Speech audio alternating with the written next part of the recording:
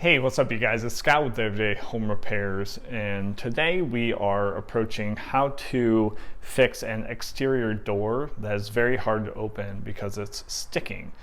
This is a pretty new home, so things have maybe settled out a little bit or hinges have loosened up. So I'm just going to show you the different ways that how I would step through trying to troubleshoot this issue and ultimately get it fixed so the door operates as expected. Because right now, it's really hard to open, especially you can feel it at the top side, and the same, very hard to close. So stick with me and I'll walk you through how to get this one fixed. All right, so step one, we want to make sure that both the latch and deadbolt are operating properly. Can't really see the deadbolt here, but it is fully retracting and it's not hitting the strike plate. This latch you can kind of see, you want to make sure that that is fully retracting and not getting caught on the strike plate here. This did have an issue actually. I just swapped it out. You can see the old damaged latch in the background there, and here's the new ones. You can actually buy these latching mechanisms from Amazon or your local big box store and swap those out. So this one I did just swap out. Now it is working properly, so it's good here in terms of the latch and deadbolt. The problem does not lie here in terms of the door sticking, so we'll go on to step two. Okay, so now that we know the deadbolt and latch are working properly, we want to check the gap between the door jamb, which is the piece of wood here, and the door itself. So up top here, you can see we're very tight. As I go down, that gap starts to get bigger and bigger until it gets to about 1/8 of an inch at the bottom. You can also check your top, which is also pretty tight on this one. And then the gap between on the hinge side, which again is about 1/8 of an inch on top. And as I go down, it gets tighter and tighter at the bottom. So I think we found our problem, and that is up here in the corner, it's too tight. So let me show you how to address that issue and get this door lined up. All right, now that we found those gaps, we want to open up the door and check out the hinges both on the jamb side and the door side, just with a simple Phillips head screwdriver, and also checking by grabbing the door and trying to wiggle it. Over time, if you haven't maintained these hinges, they can loosen up and you'll easily see the slop. So then you can just try to tighten those. In this case, the hinges look in really good shape, and you can see that the hinge is flush between the hinge and the door itself.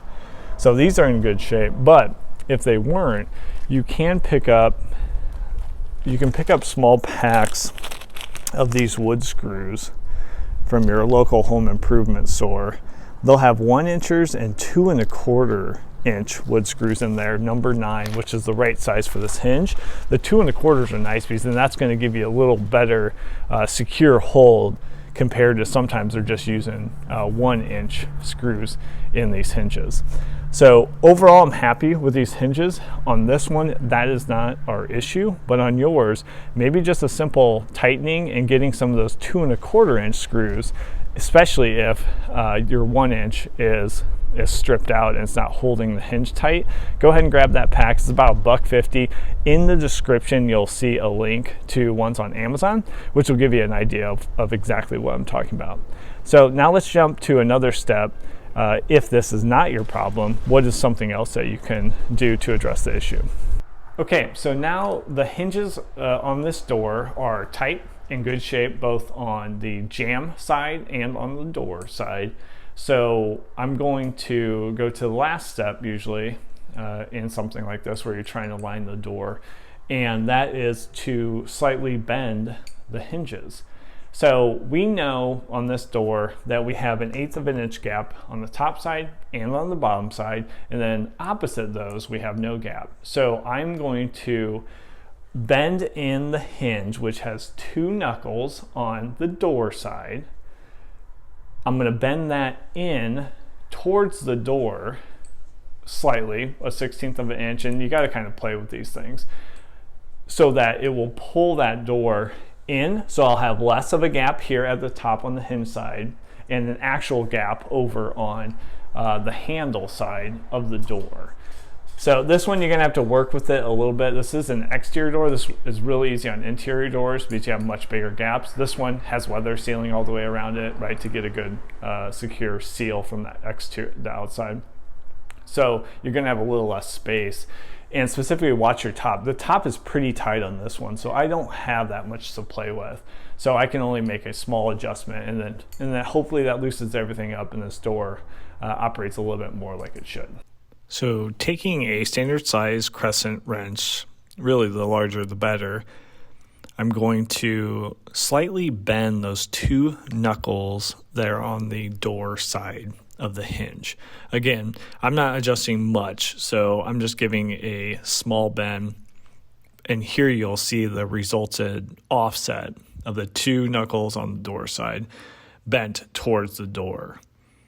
Now that should give me enough to then bring the door tighter on this side and loosen up that gap on the handle side.